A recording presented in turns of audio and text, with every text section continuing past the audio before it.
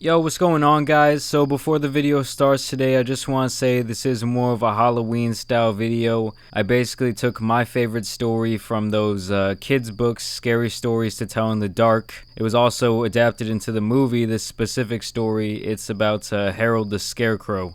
Something about this one always just gave me goosebumps. The idea of a scarecrow coming to life is insane, and I've always wanted to make a Halloween style video. I've never done it here on my channel in the 3 years that I've been going, so I'll be back with a more normal upload tomorrow. We're just having a little bit of writer's block. I threw some sound effects on there, I threw some music on there. Hope you enjoy.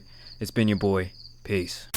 Harold. When it got hot in the valley, Thomas and Alfred drove their cows up to a cool, green pasture in the mountains to graze. Usually they stayed there with the cows for 2 months, then they brought them down to the valley again. The work was easy enough, but oh, so boring. All day the two men tended to their cows. At night, they went back to the tiny hut where they lived. They ate supper and worked in the garden and went to sleep. It was always the same. Then Thomas had an idea that changed everything. "Let's make a doll the size of a man," he said. "It would be fun to make, and we could put it in the garden to scare away the birds." "It should look like Harold," Alfred said. Harold was a farmer they both hated. They made a doll out of old sacks stuffed with straw. They gave it a pointy nose like Harold's and tiny eyes like his. Then they added dark hair and a twisted frown. Of course, they also gave it Harold's name. Each morning on their way to the pasture, they tied Harold to a pole in the garden to scare away the birds. Each night they brought him inside so that he wouldn't get ruined if it rained. When they were feeling playful, they would talk to him. One of them might say, "How are the vegetables today, Harold?" Then the other, making believe he was Harold, would answer in a crazy voice, "Very slowly."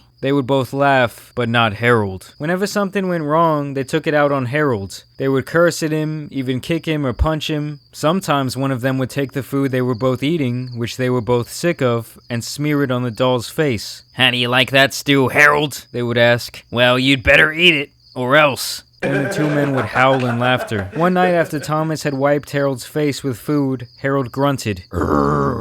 "Did you hear that?" Alfred asked. "It was Harold," Thomas said. "I was watching him when it happened. I can't believe it." "How could he grunt?" Alfred asked. "He's just a sack of straw. It's not possible." "Let's throw him in the fire," said Thomas, "and that will be that." "Let's not do anything stupid," said Alfred. "We don't know what's going on. When we move the cows down, we'll leave him behind. For now, let's just keep an eye on him." So they left Harold sitting in the corner of the hut. They didn't talk to him or take him outside anymore. Now and then the dog grunted, but that was all. After a few days, they decided there was nothing to be afraid of. Maybe a mouse or some insects had gotten inside Harold and were making those sounds. So Thomas and Alfred went back to their old ways. Each morning they put Harold out in the garden, and each night they brought him back into the hut. When they felt playful, they joked with him. When they felt mean, they treated him badly as ever. Then one night, Alfred noticed something that frightened him. "Harold is growing," he said. "I was thinking the same thing," Thomas said. "Maybe it's just our imagination. We've been up here on this mountain for too long." The next morning while they were eating, Harold stood up and walked out of the hut. He climbed up on the roof and trotted back and forth like a horse on its hind legs. All day and all night long he trotted like that. In the morning, Harold climbed down and stood in a far corner of the pasture. The men had no idea what he would do next. They were afraid. They decided to take the cows down into the valley the same day. When they left, Harold was nowhere in sight. They felt as if they had escaped a great danger and began joking and singing. But when they had gone only a mile or two, they realized they had forgotten to bring the milking stools. Neither one wanted to go back for them, but the stools would cost a lot to replace. "They're really nothing to be afraid of," they told one another. "After all, what could a doll do?" They drew straws to see which one would go back. It was Thomas. "I'll catch up with you," he said, and Alfred walked on toward the valley. When Alfred came to a rise in the path, he looked back for Thomas. He did not see him anywhere, but he did see Harold. The doll was on the roof of the hut. As Alfred watched, Harold kneeled and stretched out a bloody skin to dry it in the sun.